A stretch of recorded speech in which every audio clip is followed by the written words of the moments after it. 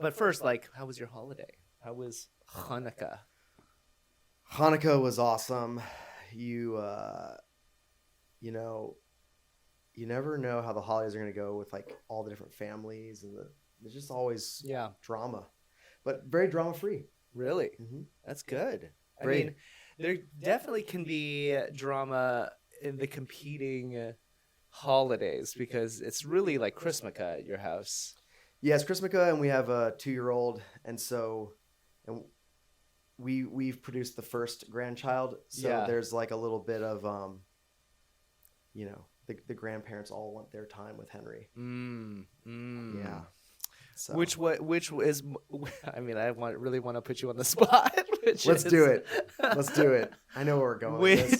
Which parents? Is it Candy or is it Gloria? Like, which one of them is like more assertive about being at your house all the time?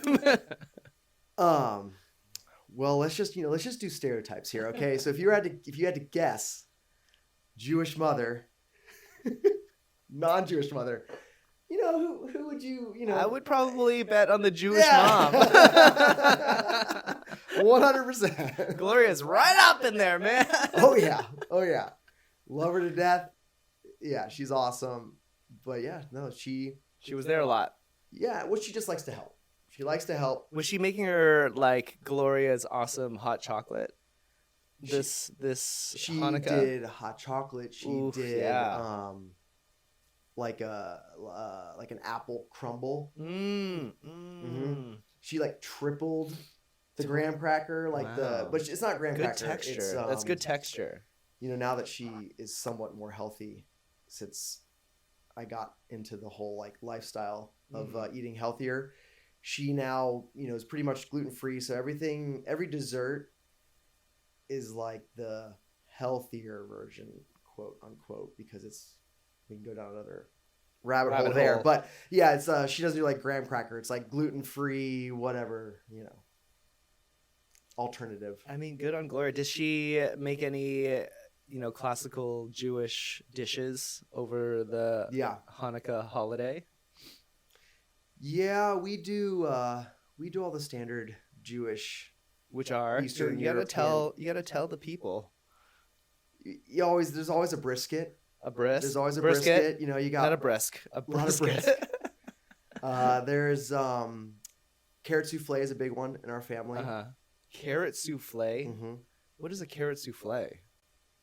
I'm not a big souffle guy. I don't even know what a souffle is. I'm pretty sure souffle has a lot of egg in it, and it's like a light. It's fluffy. Like a light dessert that like gets risen. Mm-hmm.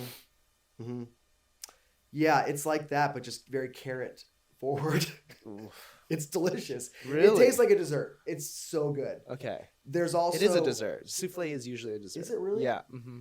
It's not a main. Well, that would explain why it's. It's not a main, but it's like we eat it as like a side to the brisket. Yeah, I need you to watch more Great British Baking Show. I know you've been telling me it's the greatest show on earth. GBBO, Great British Bake Off. We do the latkes and we do the applesauce with them. I was honestly, I'm waiting for you to say matzo ball soup, and you haven't fucking said it. Yeah. There's no soup. There's no matzo balls. We did actually. My dad brought over matzo ball soup from, I forget where. It might have been Central Market. What about like a Reuben sandwich or like your pastrami's, your delis, pickles? As like from a family, like bringing over stuff. We don't usually do that. My parents will bring over. Shout out to Deli News in North Dallas. We do a lot of Deli News. Their tuna fish is incredible. Okay, it's so good, and their chopped liver, so good. I can't do chopped liver. It's you put a little bit of chopped liver and a little bit of tuna fish on some matzah. Mm-hmm. Make a little sandwich. It's baller. It's the truth. Yeah, I mean it was great. We had a lot of fun. We did the standard, the Chinese food on Christmas. Mm-hmm. Our whole travel plans got screwed up by American Airlines. Yeah. And so we ended up going somewhere else. We did a little pivot, and we all had a great time.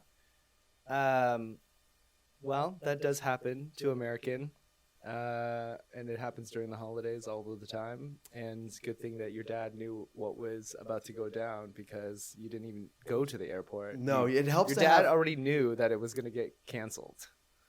My dad has a sixth sense when it comes to travel. Yeah. Which comes from traveling a lot. Yeah. From the beginning, we talked a little bit about, in the previous podcast, we talked a little bit about our goals. And today we're going to specifically talk about my executive health screen that I did in Singapore. He's so unhealthy. It's not that bad. It's not that bad. We can work with this. So a lot of people have asked, because I've been telling a lot of people at the clinic that I've done the executive health screen.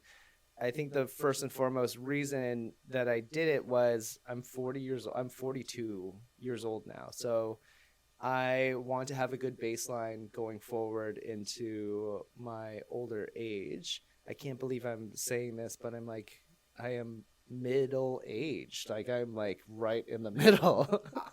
Dude, I'll be really happy if I make it to 80. So yeah, I count myself as middle age right now. Right, and 40 years goes by so fucking quickly. It's scary. Mm-hmm. And there's some family history of cancer in both my mom and dad's side. So I wanted to go to a place where I could get kind of cutting edge lab work. Mm-hmm. And I got literally everything done from head to toe. In Singapore, it took us 3 days of testing, and then the fourth day was sitting down with each doctor and talking about my results. But when it pertains to what we talked about in our earlier episode, which was one of my goals was I knew this. I needed to decrease some of my body fat. It's gotten a little bit out of control. Mm-hmm. So, you have everything on your phone. So why don't you bring up in full transparency so that we all can hold each other accountable here. Our original thing was we were going to do calipers and measure on my episode. Actually, but we don't need to because this is way more accurate. Yeah, I have a ton of data points. And there are lots of things that in later episodes we'll go over my executive health screen, but we're just going to focus on the fitness stuff and things that Eric is going to now take over all of my training and all of my nutrition. So let's go over what you have found in my testing. Yeah, so the cool part about these scans is you get extremely accurate data. The numbers don't lie, and so you can see the breakdown of your lean muscle tissue, your fat-free mass, your total weight, skeletal muscle, all that good stuff. And then based on those numbers, you can derive more accurate information in regards to what your resting metabolic rate is, your daily calorie intake for just maintenance, and so forth, which really helps when you're coming up with a training program, because now you can see exactly how much protein you should be taking in, how, what your caloric output needs to be to put yourself into a deficit so that you're losing weight and so forth. So the thing that stands out, and we both talked about this a little bit before, is, your visceral fat is on the high end. So let's just take a pause on explaining what visceral fat is to people. Yeah, so visceral fat is the fat you don't see. So there's a lot of people that walk around with a high visceral fat amount, which is the fat that is deep in and around the organs. And so that has actually become the more predominantly dangerous thing in modern society, is because of our diets and our unhealthy living style.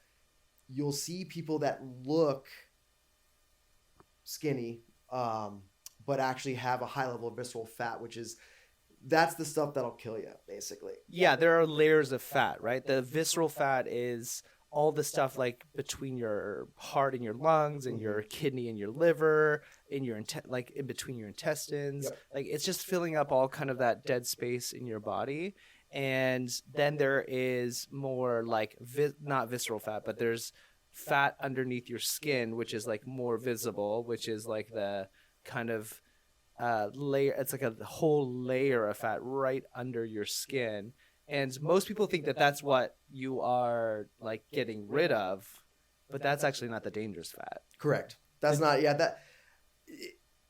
fat location matters a lot too. A lot of people have heard, like pear shape versus apple. Like there is actually some data that supports that. But before we go to pear, explain again what pear shape is and what apple shape is. So if you think of the silhouette of a fruit, so if you think of fat deposit on a pear would be more around the hips and legs, and so in abdomen, right? And then your apple shape would be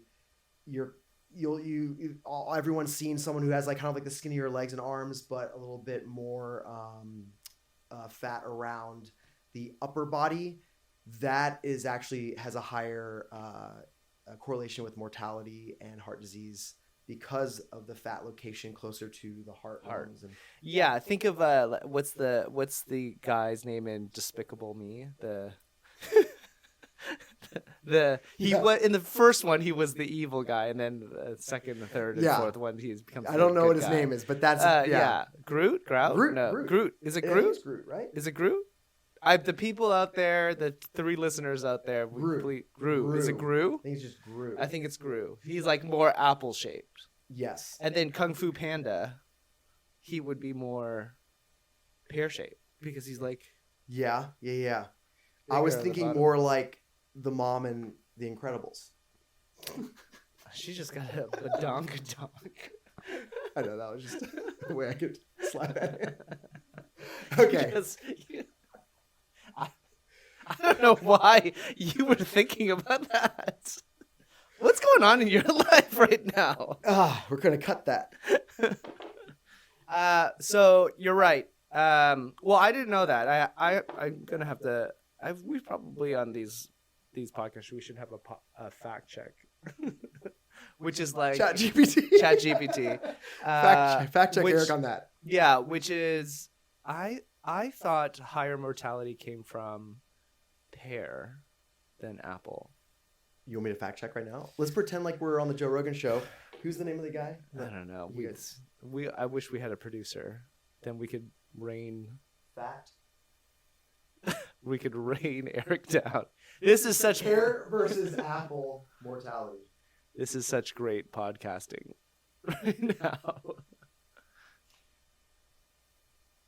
People with pear-shaped bodies where fat is stored in the hips and thighs have a lower risk of death than people with apple-shaped bodies. He's not using ChatGPT. He's using fucking Google. It's the shittiest. Don't use it. Don't do it. It's so bad. It's been But you can click the link to see where it came from. It's so bad. The Google... Harvard Health, the link between abdominal fat and death. What is the shape? Can you just add some of that? You're doing the editing, so... Yeah, we're gonna link this. Yeah, link that shit. Okay, so anyways... apple versus pear. Yeah, so what we want to make sure we're doing is reducing your visceral fat level. Right. And we want to make sure that based on where your fat deposit, where most of your fat is deposited, that tells us a lot about what hormones are high or low or which is great because in your health screen we actually got to see some of that. So it well, tell the people confirms what it so you had a quite low testosterone number. Yes, but where's my fat right now? Your fat is in your midsection. Yeah, it's all in my abdominal fat. It has a high correlation with cortisol levels, insulin insensitivity. So we want, based on these things, it's great because the second I see these numbers, I know immediately where your diet needs to go, where the type of exercises that are going to promote the right hormone response and right. Yeah. So the abdomen fat for men is actually obviously very common, especially at 40 years old. And some might call it the spare tire. Love handles. Yeah. What else do we got? Muffin tops. Is there anything else? I specifically noticed it because I'm a I'm a 30 waist, and it's getting, that button is getting a little hanging on for fucking dear life right now. I've never ever had to do a Yeah. in my jeans. Once you have to do Boy. the girl squat, Yeah. where, like you pull them up and you squat down Yeah. and like stretch in there. Yeah, it's like the thing is like jeans are the most unforgiving piece of clothing because there's just no give to them, and my jeans have not been fitting the way that they need to be fitting. I fucking walk like a kind Tin of Man. Tin Man. So and abdomen fat generally comes from fucking stress. Yeah. Yeah. Stress, which is cortisol is one of your stress hormones. Do you want to talk a little bit about cortisol? We can talk about it. Look, my cortisol levels fucking skyrocketed over the past 24 months, I would say. It was just the most stressful time in both my personal life and also in my professional life. And a lot of you would never know that because I'm good at hiding this type of shit on the floor when I'm on the floor. But I mean, talk about the most, I mean, anybody who's run a business can tell you that there are a lot of highs and there are a lot of lows. And the last 24 months had been straight, steep, luge valleys, like just like tank. And I was not doing a good job of managing that stress. My girlfriend at the time, I was driving her fucking nuts.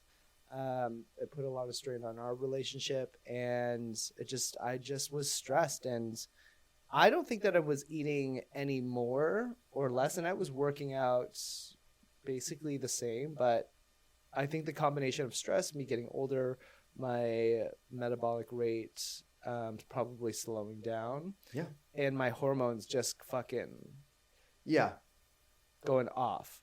I mean, this, and we'll get in a little bit more into the other findings that I had, but one of the other biggest findings that I had a endoscopy. Endoscopy. There you go. I literally cannot say that word for whatever reason. I am a doctor, I promise you. It found 3 places in my stomach that had very thin lining, and it was Ulcer. and it was like it's a history of an ulcer. And at that time, like 2 years ago, I was dealing with fucking terrible stomach pain. If you actually go into my truck right now, there's still old bottles of Tums that I would just like fucking just eat on a constant basis, and nothing would make it feel better. Nothing. Yeah. And my girlfriend at the time was like, you need to go to see a fucking stomach doctor. Like, you probably have an ulcer. I was like, fuck off. I don't have a fucking ulcer. I'm a doctor. I'm fine. And she was right. I mean, I just had because they did take a biopsy out of my stomach, and she called back to tell me the results, and she's like, you have H. pylori, which is H. pylori, which is the bacteria that does cause ulcers. And I do have to schedule an appointment with a stomach doc, so that which related to all these things, stress reduces the healthy gut bacteria that you need to keep all of this in a nice homeostasis. Yes. When you're stressed, you allow the overgrowth of these bacteria. Of that bacteria, and that's so then you get all out of whack. So the doctor that did my colonoscopy and my endoscopy, I said it, fuck yeah. They were like, it should be a 2-week like med pack situation and it'll go away, but you are going to have to decrease like acidic foods, coffee, all the fucking shit. It's not coffee. I'm drinking tea. I'm drinking tea right now. He's got fucking 2 cups of coffee on this. Straight. Yeah, I don't know how you don't have an alkaline in the world to counteract this. So, I mean, I would tell you, again, if you didn't know me and you were just a patient or you saw me on the street, you'd be like, this guy's pretty healthy, but I think everybody has shit going on, but yeah, I let stress like really take over my life. Yeah. And Yeah. so when cortisol levels go up, what other hormone panels get Well, fucked you up? also tend to then see higher estrogen, lower testosterone, and then all those things can eventually affect your thyroid function. Luckily, that didn't seem to be the case. No. But yeah, it's the snowball effect of those elevated cortisol levels, and then also the long-term stress on the endocrine system, the adrenal glands that are secreting these hormones. They're overused, Yeah. and it's like a muscle. They get worn out. Just like people develop diabetes, that is the pancreatic function of I just made that word up. The pancreas function. Yeah. If you require from a elevated blood glucose level over a long period of time, that organ just starts to give up, and so you're not producing enough insulin, and then so you have all these other issues. The same thing happens with our adrenal system. We are overly stressed for long periods of time, and then that reduces our body's ability to function properly from a hormone standpoint. Right. So one of the things that I absolutely need to control is obviously stress. So I'm going to tell you some of the things that I'm currently doing to decrease just overall stress. Mm-hmm. And these are just lifestyle changes that I have to make. One, as many of my athletes know, I do not treat on Fridays anymore. I cannot be that stressed. What was happening is I'm 40 hours on the floor, and then I have another 40 hours of back office work, and it was killing me on both ends. And I was like, this is just not worth it. And so I make sure that I have Fridays where we do the podcast. It's a much slower rhythm of life, and it's decreased I feel better. I don't feel as like drained. So that's one big thing. And I know that not everybody can control their schedule like that, but I can control my schedule, and I've made that conscious choice to do so. The second thing is in the mornings, I try to journal every single day, and I'm doing more breath work. So that's number 3. Huge. Just decreases my total nervous system.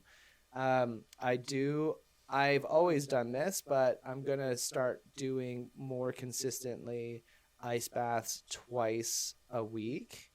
And that's, again, just all of these things have a common theme, which is like me time. Again, as you were an owner before, as an owner, every minute of your life gets sucked up to the business. Yeah. And you just let everything fall to the wayside. And that's what happened to me. And I'm in the health and wellness fucking industry. Like, this is my life, and I let it happen. Yeah, I mean, it just goes to show you that we all struggle with these things, no matter what our profession and what our knowledge base is. That's why in the past I've always known the importance of having a coach, even though I am a coach. Yeah. We all need help. Help. We all need help, and it just goes back to something that I've always told people, that the reason why we always want to achieve a surplus of health is because it's not if, it's when. Life will throw shit at you. And when that happens, if you are already in a surplus, if you're already beyond fit, right, beyond just well or healthy, it gives you that buffer to like weather the storm, which you were able to weather the storm. Most people, through a 24-month period of what you had to go through, if their starting point was less, that ulcer puts you in the hospital. Like, those things set you overflow, right? But luckily, because you have a long history of working out and eating, all these things, you're able to weather that storm, so that now on the other end of it, you're like, okay, let's get back to that surplus. Yeah, I'm lucky. I mean, some might say it was a lifetime in the working.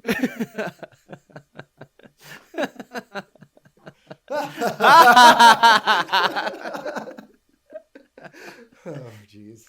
Yes. So look, so my visceral fat is at, or my body fat in general is at 22 points. What? 22 point. You're 18.6. No, go. That's visceral. If you go to here, No, that wasn't visceral. this is visceral. Is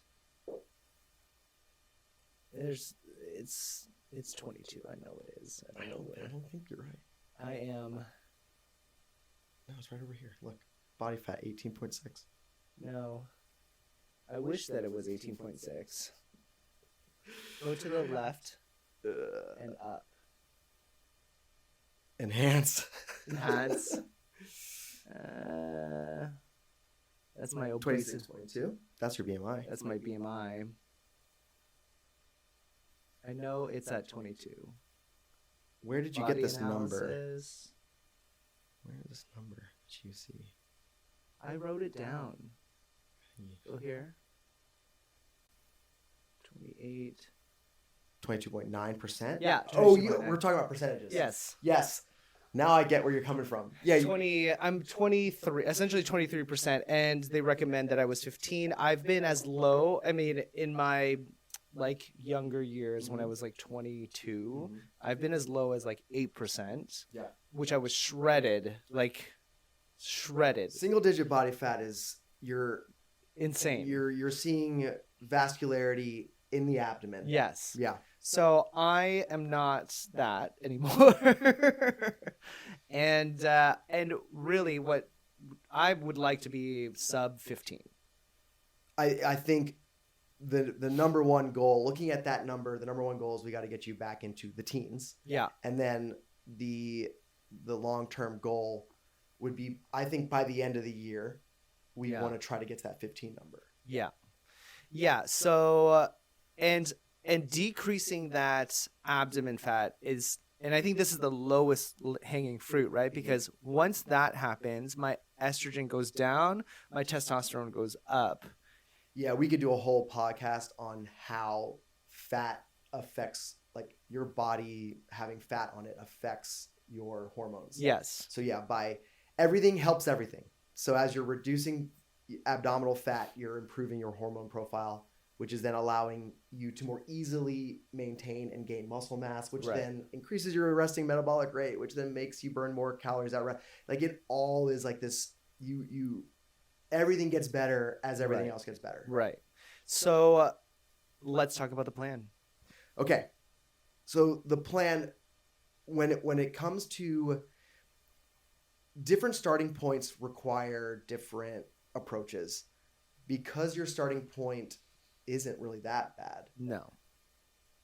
The number one goal is we need short, very high intensity, heavy. Okay.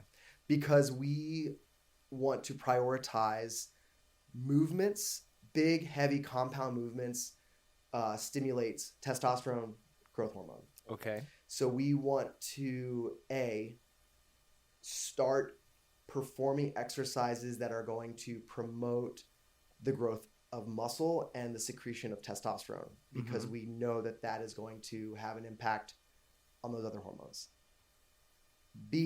So let's unpack that a little bit more. How many times a week do I need to do that? What is like the plan is, I'm assuming what we're going to do in the very soon is you're going to find out what my 1 rep max is, right? Like we're going to have to do some type of percentages. Correct. We need to know where your starting point is from take me through what like when I'm first going to see you, or what if a new athlete is going to see you, what's going to happen? So depending on how recent that athlete has achieved maximal loads on these big compound lifts, we will either find some working maxes or we will go off of something that they've done within the last couple months.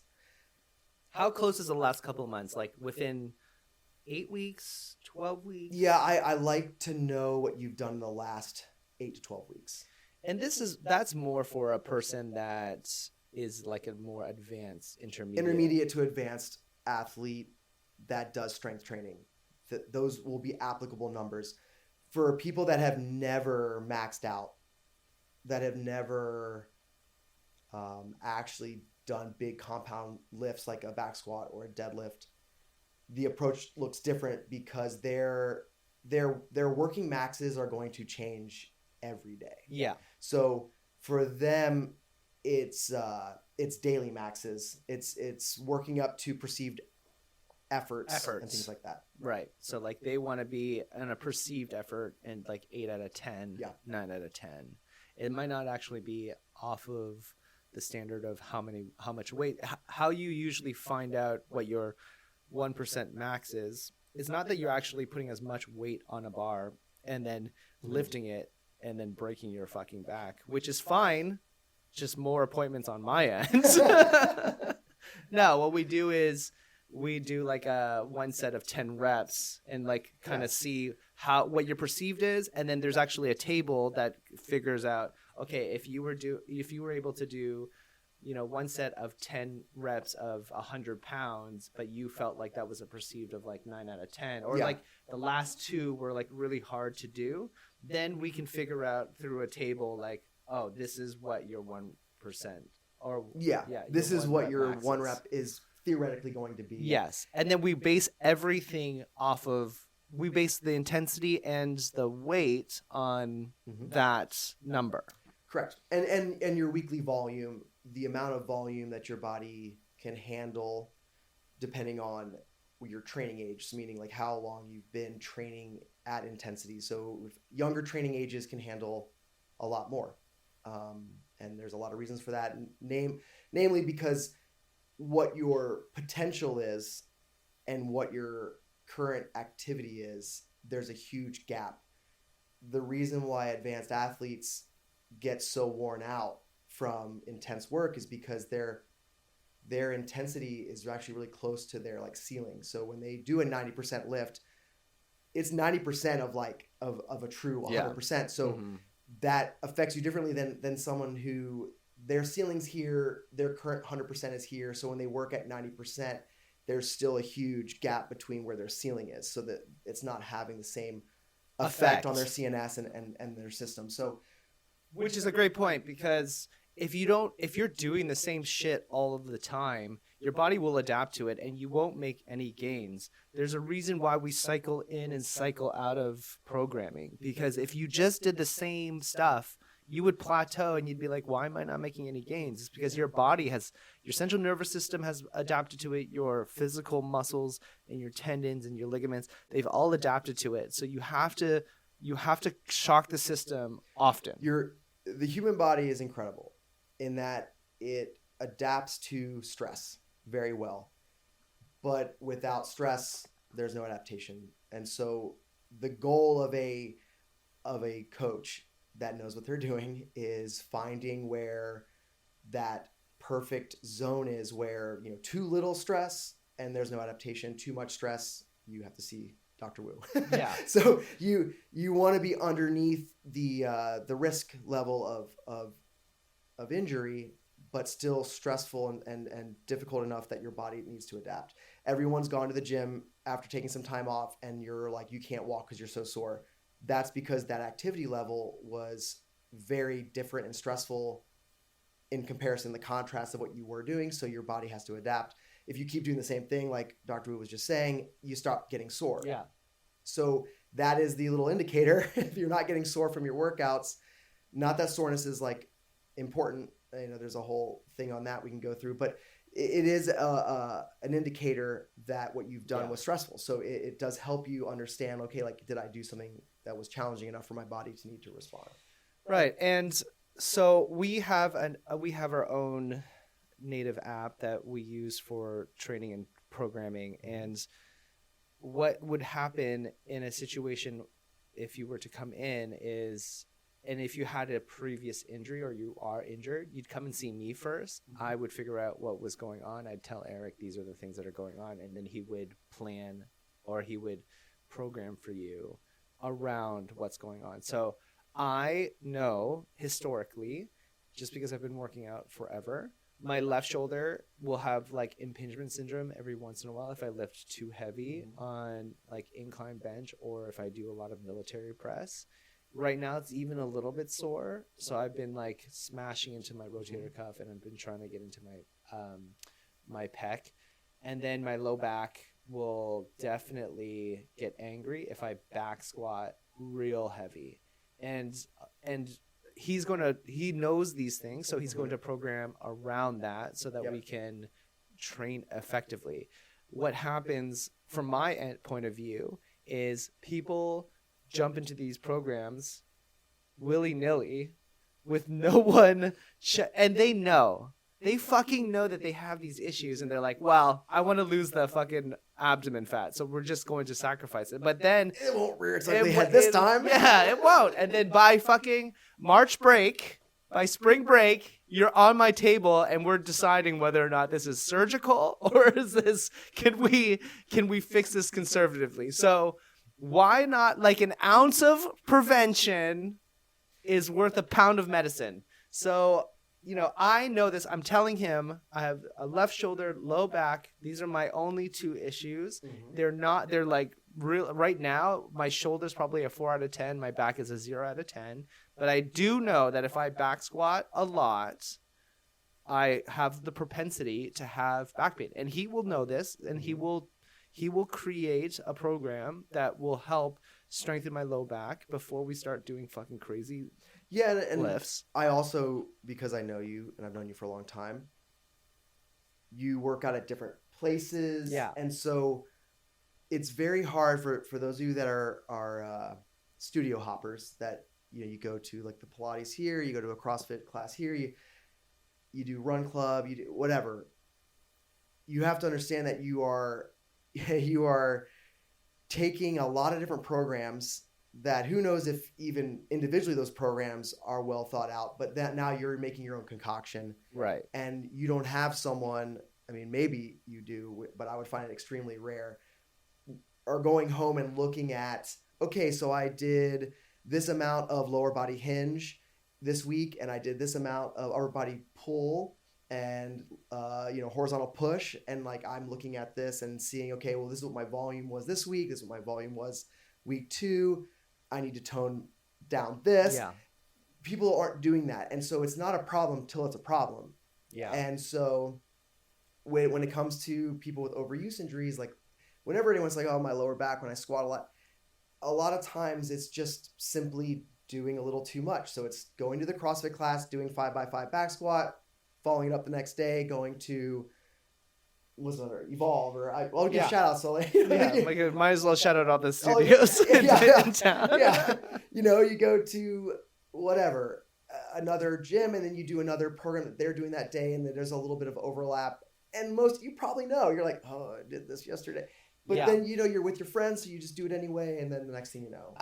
Look, I do jump around to a lot of studios. And mostly one of my just core values and philosophies is just like spreading the wealth and supporting all of the gyms that I've had personal and professional relationships over the years.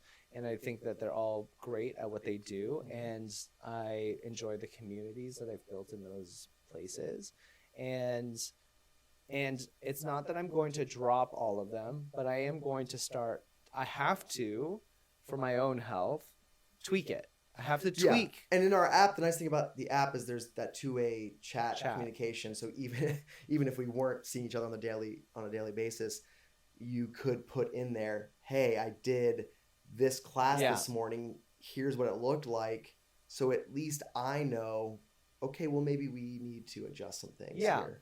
And I go to Vive, and Vive is a very set plan. We cycle through several different programs. So we're in what we call German body comp, and it's fucking super heavy, super reppy, and it's a split. It's a whole body, so it's upper and lower on a Tuesday and an upper lower on a Thursday, and then on Wednesdays I do I do a class with Alex where we do a ton of just like golf rotational stuff, and it's basically power and rotational movement to get my golf swing stuff.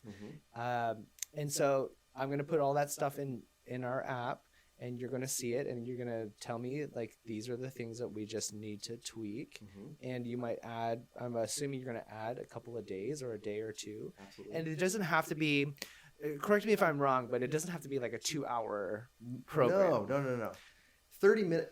People underestimate how important just 30 minutes of some lifting, some actual strenuous lifting can be. And a lot of our athletes at the Sports Pod are busy owners, entrepreneurs, and they don't have a lot of time.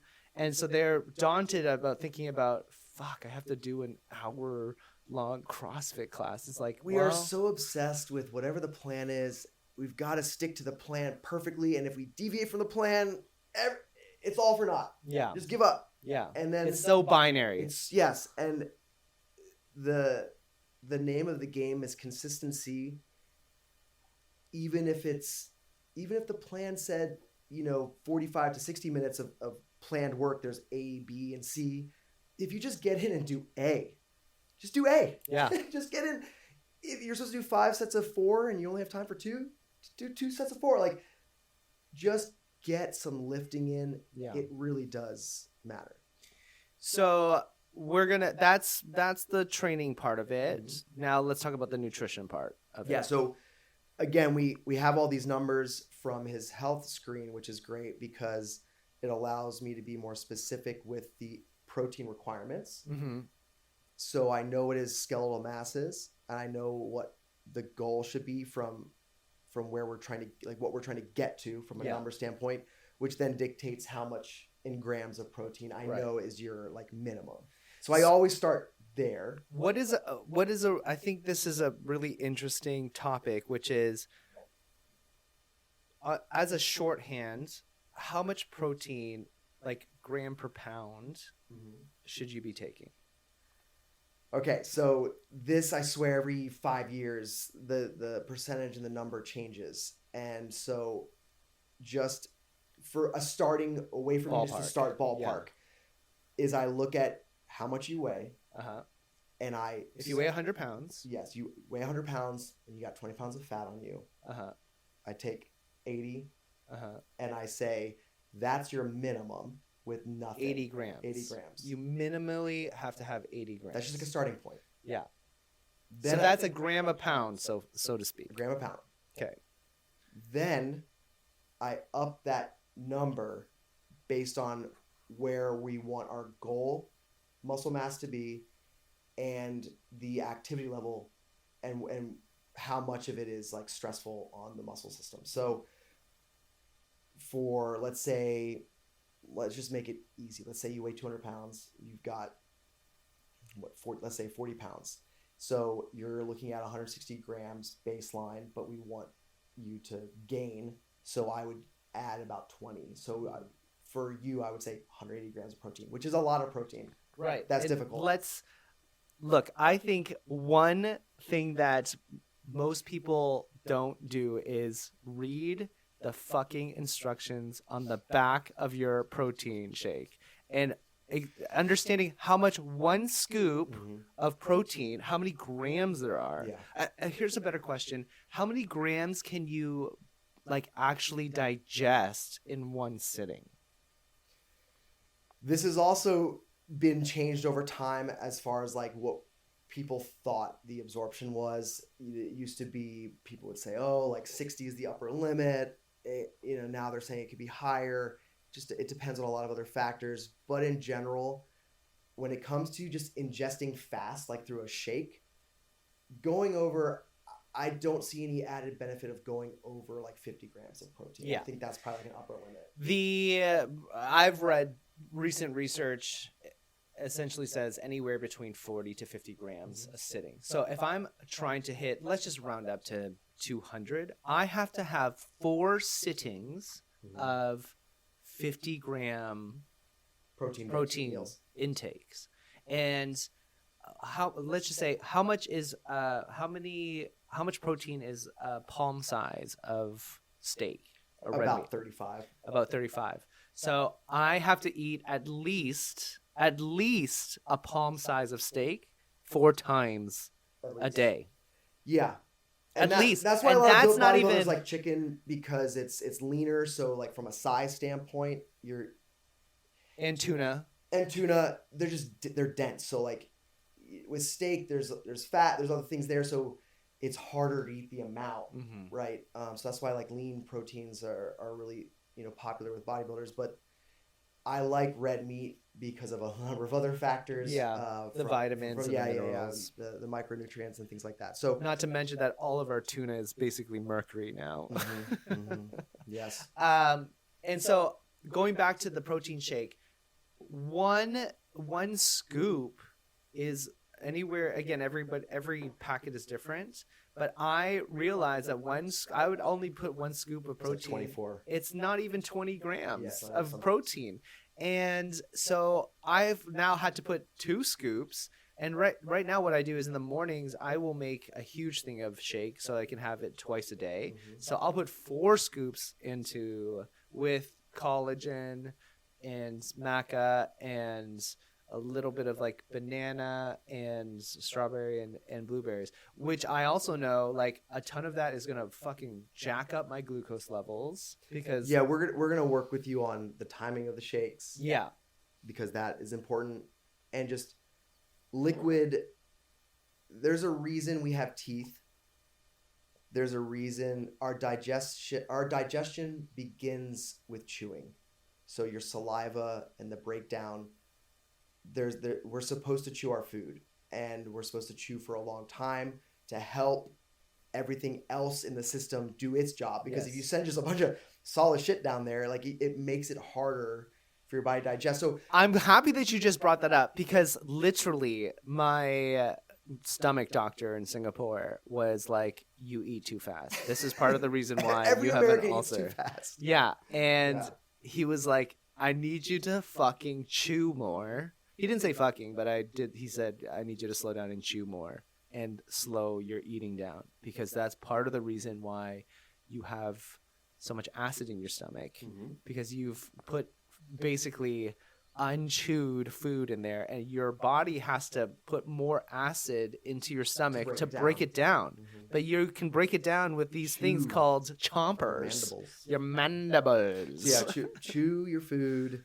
Yeah. The more, especially people with like, when people want to lean down and they have like a much higher body fat percentage than you, I tell them no shakes, no liquid calories, because it's so important that we keep their blood sugar low. Blood sugar spikes when you the quick ingestion of like you said, the frozen fruit and all this stuff, and it's gonna spike it. So for you, it's different. You're already fairly lean, and your workout routine, we can work around that post-workout window and ingest those calories at a better time. Right. So we have to increase my protein intake. I already know that I don't eat enough protein. My doctor says my LDLs and is that on there? My LDLs and HDLs, my fats, they were high. Your triglycerides were low though.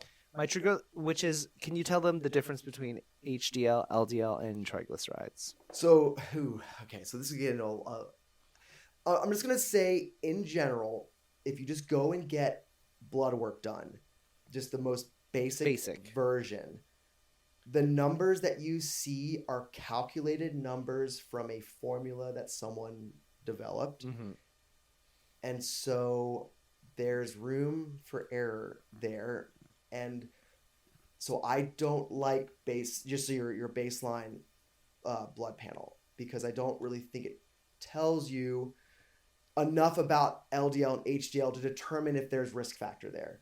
So you could get a high LDL number but be extremely healthy, because it has to do with like the lipoprotein, like it has to do with the density and the size of those things. So just in general, people think of HDL as the good cholesterol. LDL, low density lipoprotein is bad, but really there's a lot of good LDL too. So that you need to get the next level of blood panel to really understand if that LDL number and HDL number, if those are good. So in general, when you just look at a basic one, I look at triglycerides as a inflammatory marker, because if your inflammation is high, your triglycerides are going to be high. Your C-reactive protein is also going to be high. So your CRP number, if you've ever seen that on your panel and you don't know what it is, that is a incredible marker for systemic inflammation. We want that to be low. So when I looked at his blood panel, I saw, his HDL numbers. I just want to see where his triglycerides were, and those were on the very low end. So I know like you're not gonna drop dead of a heart attack. Yeah. Generally. Who knows? Oh God. My left arm is tingling. Heart attack jokes, great. So I know. Also, I know with the diet. I know based on seeing what he eats, like I know he's not eating a high inflammatory diet, so I'm not really worried about your blood work. What I'm more interested in is like just your macronutrient breakdown when you're eating those macronutrients, to make sure that we're keeping blood glucose levels down. We're not stimulating that cortisol insulin reaction, because that's going to get rid of the abdominal fat. Yeah, again, it's a really important relationship of cortisol and insulin, right? Like, when insulin goes up, your cortisol goes up. Yeah. There's cortisol is a stress hormone. It's kind of like your fight or flight. But insulin comes up when you are ingesting a ton of sugary. Yeah, it's to protect you from having too much sugar in the blood. So if you're eating which I think there's a misunderstanding of, it's not just sugar, it's also carbohydrates. Like if you eat, anything that breaks down to sugar, which carbs is one, alcohol is another one. Mm-hmm. Alcohol will it will jack up your insulin, and if you are drinking, that's why most people gain so much weight during the holidays, is everybody's drinking so much. And that increases your insulin levels, which also increases your cortisol. It's called a beer belly for a reason. It literally gives you a belly. Yeah, exactly. And so that is an important relationship that people don't understand. They just think cortisol, they know cortisol is stress, but they don't understand that insulin is also related and paired with that cortisol. When your insulin comes up, so does your cortisol, which means that your testosterone as a man fucking takes a dive. And when you don't have testosterone, what are you not building? Muscle. And what does muscle do? It increases your resting metabolic rate. It is sucking up all the glucose, right? You feel tired. Like all those things that we talk about as like, oh, I'm 40, or it's your hormones have changed because of a number of factors, but your body's not as resilient the older you get. So you can't just do the same things you were doing when you're 20 and expect your body to just take it. Yeah. Your body's like, I give up. I've been doing this for too long. Yeah. And I also just think that some people out there, some men out there just think, oh, I'm just getting old. This is what part of getting old is. And it's like, no. We have to rethink what aging looks like and what we've just accepted as this is the way, because it doesn't have to be the way. Yeah, it doesn't have to be the way, but it's certainly we get kind of lulled into life, and this is what happens. And we make excuses to protect ourselves from feeling bad about ourselves. So when we see someone who's our same age that looks better or is leaner, we're like, oh, just good genetics. Yeah. Or like, oh, just lucky. Yeah, just lucky. Or he doesn't have kids, or he doesn't have a wife, or blah, blah, blah. And it's like, dude, I can give you several examples of people who are married who have kids and are in great shape. So, and again, it's no judgment. We're not judging here. We're just saying everybody can make an excuse. You have full control over what is happening with your body. Absolutely. And you can control these it's actually not hard. You just have to be very consistent about it.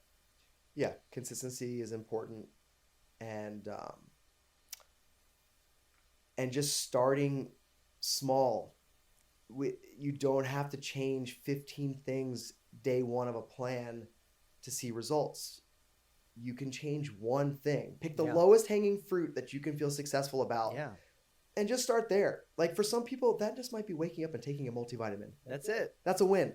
If I can get you to do that for a couple weeks, we'll add one more thing to the list. But I think this all or nothing binary, like you were saying, idea is what kills people, because they feel like, all right, January 1st, I'm starting this, and I'm going to go to sleep at 8. I'm going to only eat what I cook for myself. I'm going to meal prep. I'm not going to do that. And they create this list of so many changes that it is impossible to be successful at all of them. And the second you see failure, you don't follow one thing you set out for yourself, then people tend to just give up on everything. You're like, oh, well, I already fucked up.